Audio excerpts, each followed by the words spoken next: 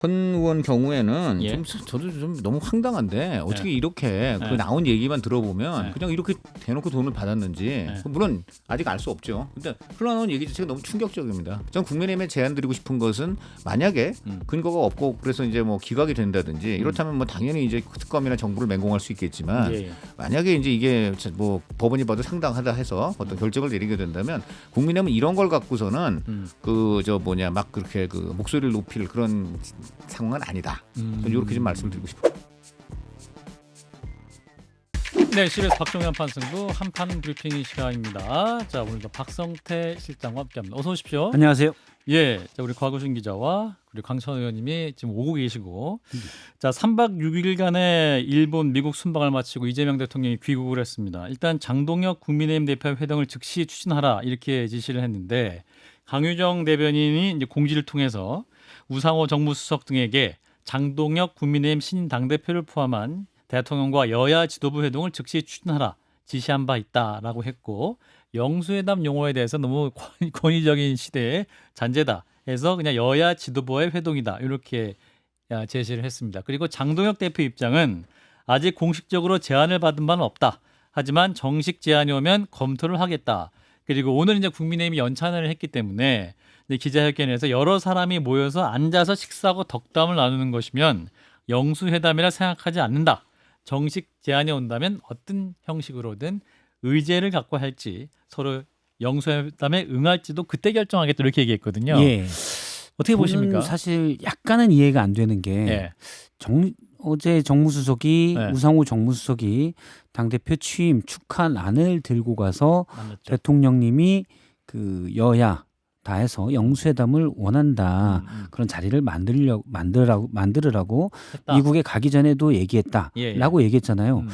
그럼 정식 제안이라고 하면 그럼 공문으로 해가지고 우편 또는 팩스를 통해서 보내야 되는 건지 그러니까. 그거가 사실 잘 이해는 안 됩니다. 예. 일단 이렇게 해서 서로 간의 의사만 확인하면 그다음에 이제 실무진끼리 의제와 형식을 논의하면 되는 일 아닌가라고 생각이 되고 예. 대통령이나 여당은 조금 힘든 것 같아요. 뭐냐면 힘들다. 그냥 기분 나쁘면 네. 에이씨 그러면 늦게 할까?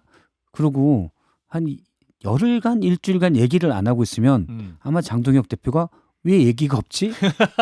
라고 할 것 같아요. 왜냐하면 이거는 지금 장동혁 대표가 신임 대표가 네. 사실은 파격적으로 됐잖아요. 예. 대통령과 마주 앉은 모습은 장동혁 대표 입장에서 엄청나게 좋은 장면이에요. 그렇죠. 예, 제1야당의 내가 리더다라는 걸 확 보여줄 수 있는 장면이거든요. 예. 과거 역대 다른 중진들 선수가 오래된 경륜이 풍부한 야당 의원들도 사실 그걸 하고 싶었던 거거든요. 근데 장동혁 대표가 사실 선수나 연륜에 비해서는 되게 빨리 할 수 있는 거죠. 그래서 일단 튕기는 거다라고 봅니다. 그러니까 당장 받고 싶지만 또 본인의 지지층을 생각해서 그렇죠. 이제 그런 모습인 것 같은데. 자, 우리 야당 반장님이 도착하셨습니다. 곽우신 기자. 안녕하세요. 자, 장동혁 대표가 이제 바로 받지는 않는 것 같은데 결국 네. 만나지 않을까 싶은데. 뭐 당연히 결국에는 만날 수밖에 없을 것이고요. 예. 왜냐하면 만나는 게 방금 실장님이 얘기해 주신 것처럼 야당한테 훨씬 유리한 자리이기 때문에 예. 다만 근데 지금 장동혁 호가 출범하자마자 내세우는 게 이재명 정권 끌어내리겠다라는 이야기를 하고 있거든요. 그렇죠. 이재명 대통령이 이제 대여 투쟁을 확실하게 하겠다라고 오늘 연찬에서도 이제 옷도 맞춰 입고 오늘 구호도 외치고 하는 상황인데 예. 여기서 바로 근데 이 회동 가겠습니다.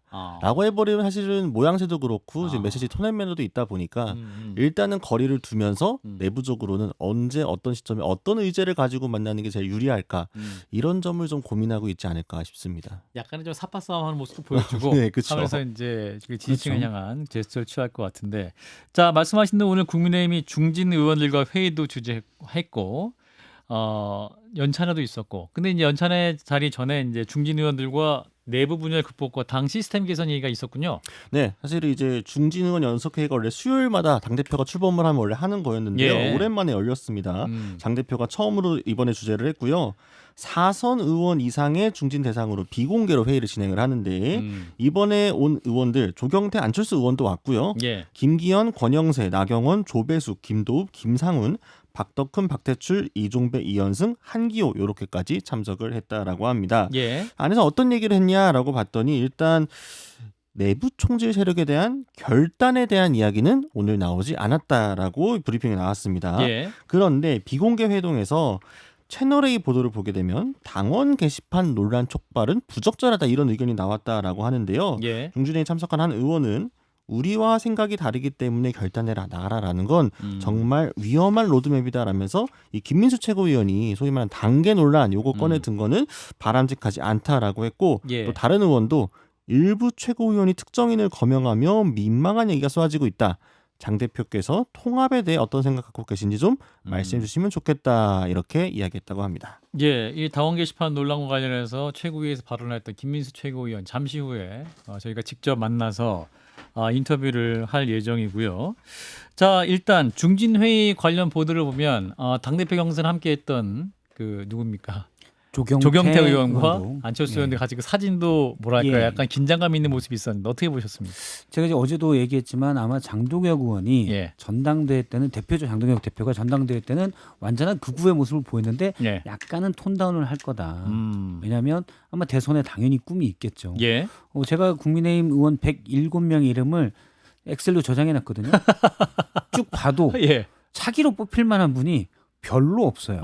대선 주자로 뽑힐 만한 분이 그럼요. 쭉 봐도 제가 보면 뭐 진짜 별로 없는데 예. 그나마 좀 젊은 이미지로 김재섭, 김용태 음. 의원 등이 어쨌든 차기나 차차기 리더로 뽑힐 만한 분이고 예. 나머지 분들 중에 물론 뭐 김기현 의원분도 생각을 할 것이고 그런 것들이 있겠지만 사실은 유권자들이 알만한 분이 별로 없어요. 예. 나경원 의원은 계속 뭐 관심은 계속 있겠죠. 예. 그런 상태에서 장동혁 의원이 음. 극우의 모습으로 혜성처럼 나타났잖아요. 예. 그러면 그 포지셔닝을 계속 약간 극우층도 관리하면서 어떤 정책, 믿음직한 정치 지도자로의 모습을 포지셔닝 하려고 할 거예요. 그래서 일단은 단결을 얘기할 건데 문제는 이제 극우층에서 배신이야? 라고 하는 게 위험하겠죠. 그래서 적절히 관리를 하려고 할 거다라고 봅니다. 자, 그리고 오늘 최고위에서 이제 장동혁 대표가 정청래 민주당 대표에 대한 언급도 있었는데 어떻게 말했냐면 왜곡과 망상으로 점철된 정치 공세에 굳이 제가 답할 필요는 없을 것 같다. 이렇게 얘기를 했거든요. 그러니까 굉장히 두 분이 더 강대강이에요. 이제 우리 강천 의원님 오셨는데 네.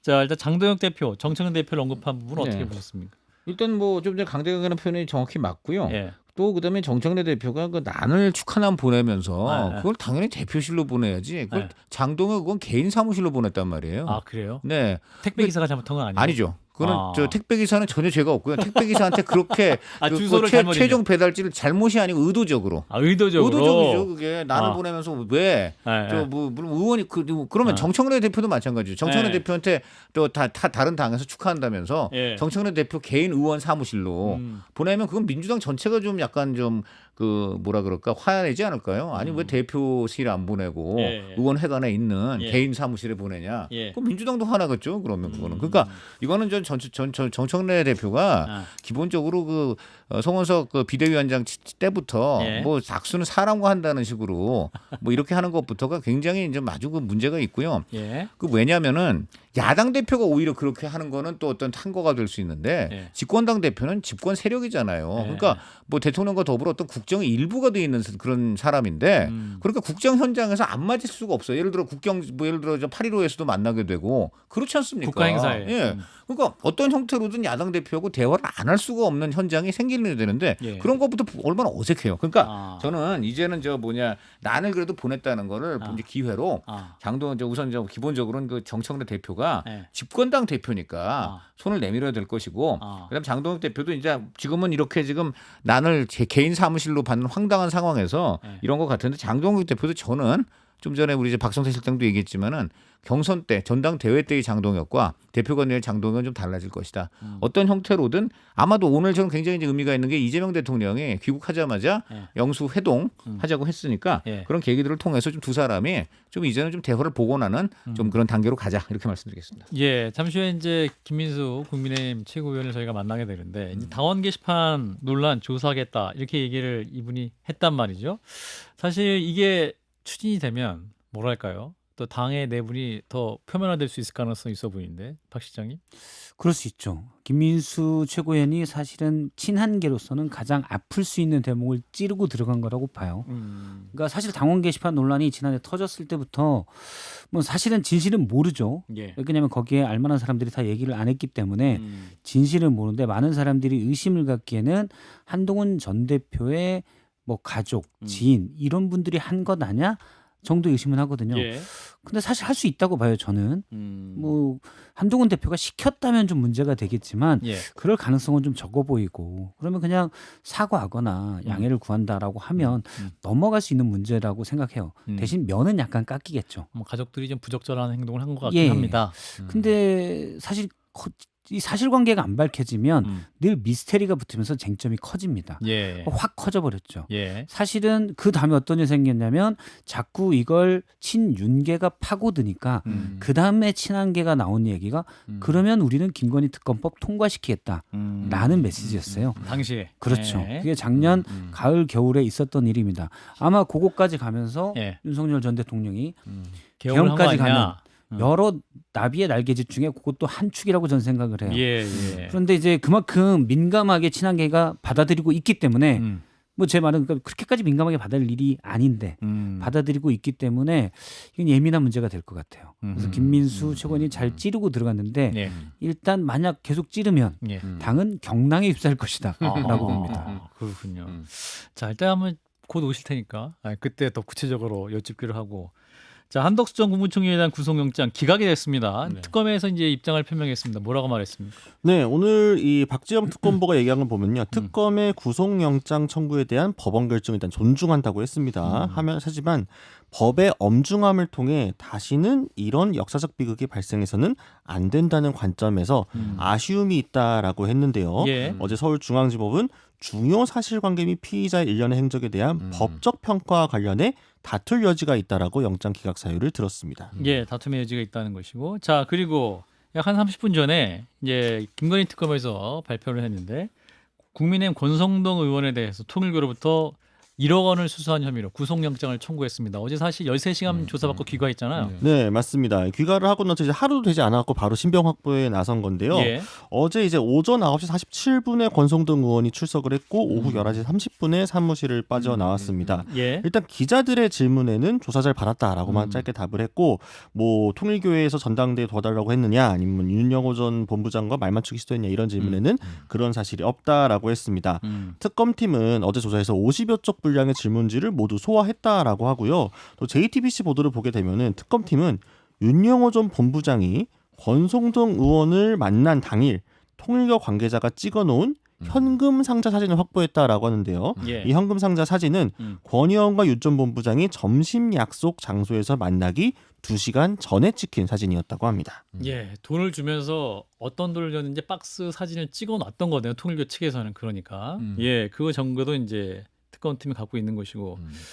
일단은 3대 특검이 7월 2일부터 이제 수사를 개시한 이래 현역 의원에 대한 구속영장 청구는 처음입니다. 다만 법원이 이제 회기 중이기 때문에 구속 전 피의자 신문에 앞서 체포 동의안을 국회에 이제 보내게 되는 상황인데, 자 일단 권성동 의원에 대한 구속영장 청구 또 전국에 해기될 것 같은데, 자 우리 강찬원 논설위원부터 말씀 주시죠. 저는 뭐 그 권 의원 경우에는 예. 저도 좀 너무 황당한데 어떻게 이렇게 그 나온 얘기만 들어보면 그냥 이렇게 대놓고 돈을 받았는지 물론 아직 알 수 없죠. 근데 흘러나온 얘기 자체가 너무 충격적입니다. 그러니까 정황이 구체적으로 얘기 나오니까. 그러니까 제가 그런 거 물론 아직까지 100% 이제 사실인지 아닌지는 규명이 돼야 되겠죠. 예. 어디까지나 그렇지만은 이 나오는 얘기들을 보면 이게 그냥 그림 그려서 나올 일은 아니에요. 이것은 예. 상당히 뭐 어떤 증언이나 이런 것들이 있으니까 이제 이렇게 얘기들이 나오는 것이고 예.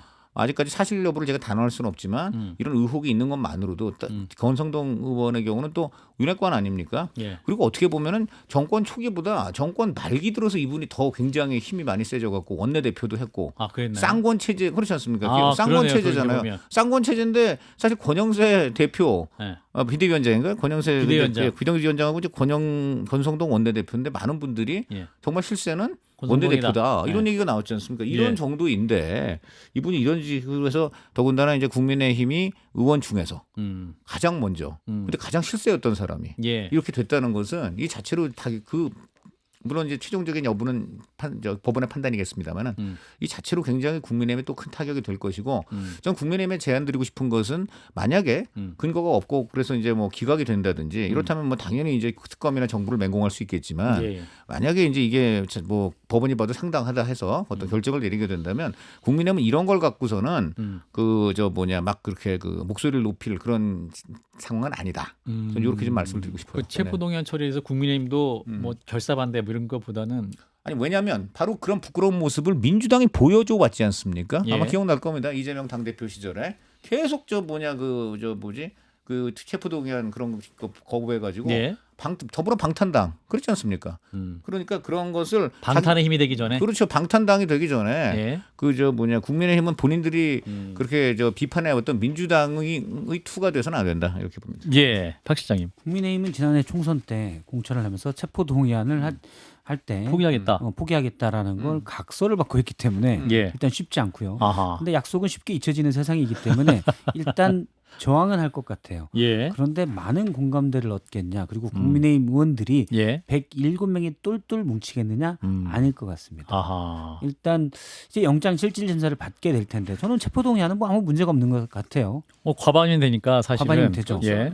국민의힘 의원들이 아마 로텐도에서 약 3시간 정도 농성을 하다가 예. 그냥 통과되면 해산할 것 같습니다. 3시간 정도 지체되는 문제가 있다. 그 정도 말고는 별 문제가 없을 것 같고 예. 영장실질심사를 받게 될 텐데 예. 재미있는 게 그겁니다. 그러니까 22년 1월 5일 큰 거 한 장 서포트라는 윤영호 본부장의 메모가 있었고요. 이때 이제 여의도 중식당에서 권성동 의원을 만나서 종이 상자 안에 들어있는 그 사진도 나온 맞아요. 그거를 돈을 1억 원을 건넸다는 거 아닙니까? 예. 그 자리에는 다른 분도 있었기 때문에 세계일보 부회장이 있었고 또 대한적십자사 회장이 있었기 때문에 자리 자체는 인정이 되는 것 같고요. 증언도 나옵니다. 예.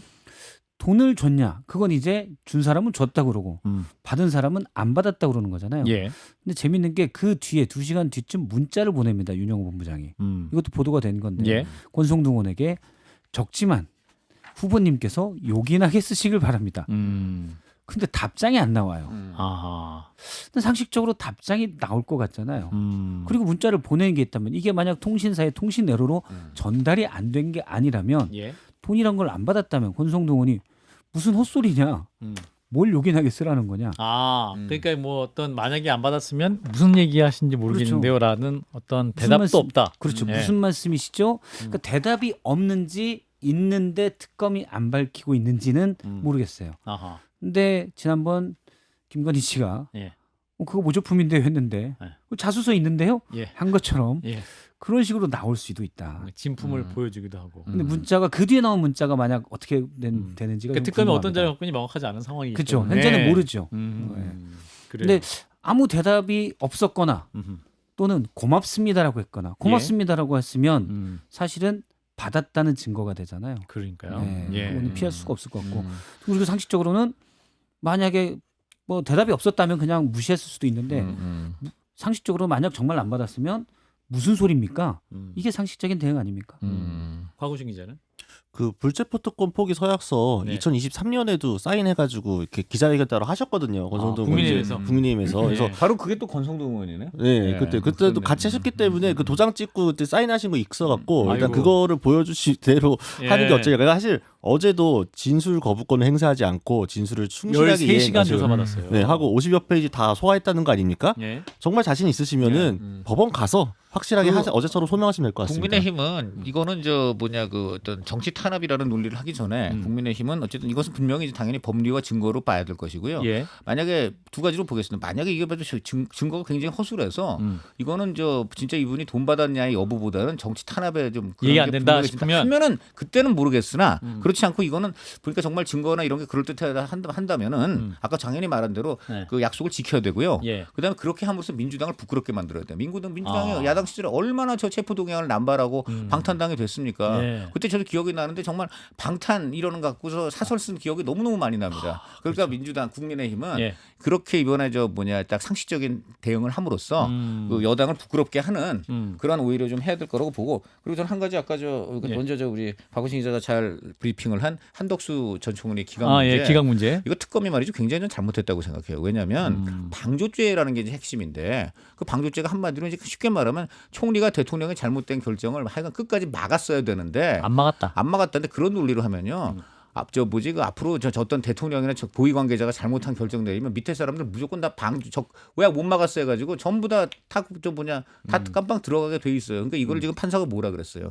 법리의 다툼이 그리고 이제 잇따른 배기가 바로 고액이고요. 그리고 만약에 한 총리한테 방조죄 적용한다 그러면 그때 참석했던 국무위원 전원한테 다 해야 됩니다. 다 마찬가지로 견제하고 보필할 그런 의무가 있기 때문에 그런 것이고 마지막으로 한 가지만 더 여쭈면 말씀드리면 총리가 어떤 그 견제하고 이럴 수 있는 수단이 없어요. 그냥 뭐 말씀드리고 만류하고 뭐 요 정도지 법적 힘이 없어요. 그러니까 그렇기 때문에 저는 오늘 이게 기각이 된 건데 특검은 좀 오늘 이런 방조죄라는 거는 좀 굉장히 그 법리부터 문제 있다는 걸 좀 반성해야 될 겁니다. 방조죄가 이제 죄 혐의인데 예. 일단 죄로 돼 있기 때문에 이렇게 된 것 같고 핵심은 불법 계엄을 한덕수 총리가 막았냐 도왔냐 이건 것 같아요. 그냥 지켜봤다 불강력이었다 그러면 그걸 가지고 벌을 주기는 저는 좀 애매하다고 보고 물론 뭐 법적으로는 어떻게 되는지 모르겠어요. 상식적으로는 막으려고 했는데 불강력이었다. 그럼 뭐 어떻게 사실 할 수 있는 게 없고 근데 여러 정황상 당시 추경호 원내대표와 7분간의 약 통화 12월 3일 11시 12분입니다. 7분간 그 긴박할 때 무슨 얘기를 했을까라는 거 있고 그다음에 통화를 끊자마자 유인촌 문체부 장관과도 약 3분간 통화를 합니다. 그리고 인과관계는 밝혀지지 않았지만 일단 문체부 산하에 한예종이 그 뒤에 폐쇄를 했어요. 예. 서로 전화 상대방들이 입을 다물고 있으니까 지금 진실을 밝히기는 쉽지 않지만 물론 다른다고 주장을 하죠. 전혀 그럴 게 아니다라고 주장을 하고 있지만 의혹이 충분히 되고 있잖아요. 과연 못 막은 것이냐 아니면 일단 불법 계엄이 선포가 됐으니 그냥 계엄으로 가니까 그것들을 차질 없이 진행하기 위해서 일을 했냐. 예.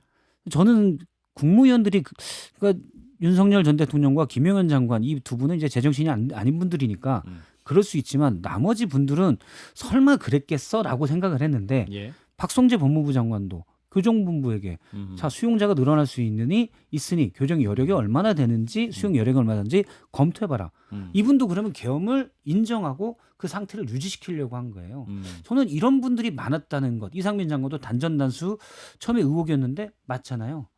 이렇게 불법 계엄을 유지시키려는 분들이 너무 많았다는 게 사실 충격적이에요. 예. 그러니까 제정신이 아닌 사람들이 이렇게 많았구나. 근데 지금 방조죄라는 거는 한마디로 계엄을 적극적으로 막지 않았다 내지 계엄이 결정되는 과정에서 어떻게 보면 부추기거나 도와줬다 이런 거고 지금 우리 박 실장이 말씀하신 것은 이제 일단 계엄이 어쨌든 떨어져 가지고 그 이후 건데 그런 논리로 하면은 뭐 어쨌든 간에 명령 듣고 국회로 달려간 군 경찰도 다 공무원인데 그런 분들도 방조죄입니까? 그러니까 이것은 그리고 실제로 과연 우선 정말 적극적으로 그 이후도 한두 총리가 이제 그 계엄에 따른 조치들을 마구 시행을 했는지도 의문이거니와 그런 식으로 하게 되면은 아까 말한 대로 전부 다 방조죄가 되는 거예요. 그때 뭐 어쨌든 국회로 달려가서 국회 들어가는 그런 행위들까지 한 사람들 다 방조죄가 되지요. 그러니까 너무 넓게 잡았어요. 제가 볼 때는 이것을 굳이 한다면은 대통령이 하려고 하니까 총리가 아이고 잘하십니다. 저도 적극적으로 이거는 총리로서 할 일을 하겠습니다. 이러면 모르겠습니다. 근데 딱 한 말씀만 드리면 당시 국회로 왔던 군인들 실질적으로 투입됐던 군인들은 사실은 어떤 상황인지를 모르고 대통령이 했으니 뭔가가 있나 하고 갔을 수 있죠. 그래서 이분들에게 방조죄를 물을 수는 없다고 봅니다. 예. 나중에 말씀드릴게요. 예. 자, 일단 고인 여기까지 하고 이제 강훈식 대통령실 비서실장 오늘 오후에 이제 기자간담회 가졌습니다. 이제 정상회담 후에 뭐 설명하는 자리였는데 어떤 말이 있었습니까? 네, 여러 말이 있었는데요. 일단 이재명 대통령의 이번 미국 방문으로 한미 동맹이 군사를 넘어 안보 경제 기술 아우르는 미래형 포괄적 전략 동맹으로 진화했다라고 이렇게 자평했고요. 다만 큰 산을 넘었지만 아직 갈 길이 많이 남았다라고 했습니다. 또 한미 정상회담을 앞두고 한 라인을 구축했던 수지 와일스 미국 백악관 비서실장을 만나서 이 트럼프 대통령이 트루스 소셜에 올렸던 그 글과 관련해서 오해를 풀고 허심탄회한 이야기를 나눴다라는 비화도 전했습니다. 예. 그리고 같이 얘기하면서 좀 웃었다. 뭐 이런 얘기도 있었죠. 네, 그렇습니다. 예. 아무튼 한 라인을 유지하는 게 중요하다라는 점이 좀 드러난 상황이었고,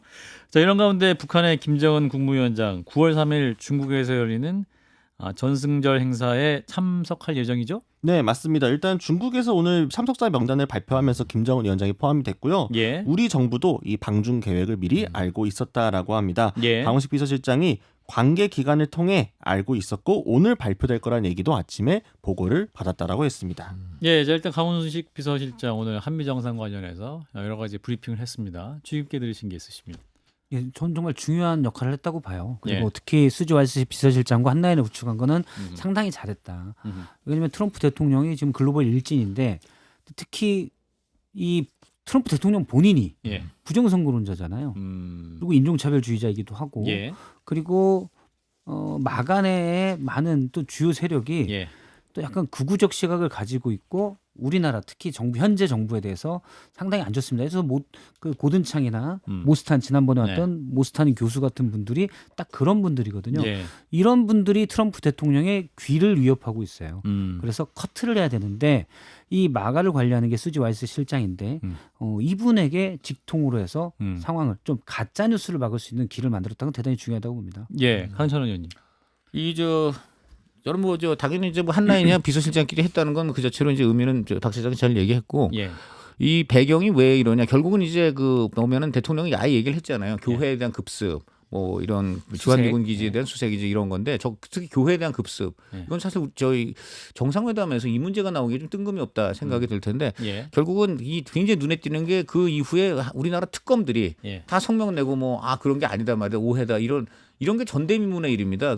왜 우리나라 검찰 특검이 한미 정상회담에 대해서 브리핑을 하나요? 그러니까 이거부터가 지금 상당히 이제 사달이 난 것인데 제가 대강 이렇게 들어보니까 결국 이영훈 목사 이제 압수수색이 좀 이분이 참고인이었단 말이에요.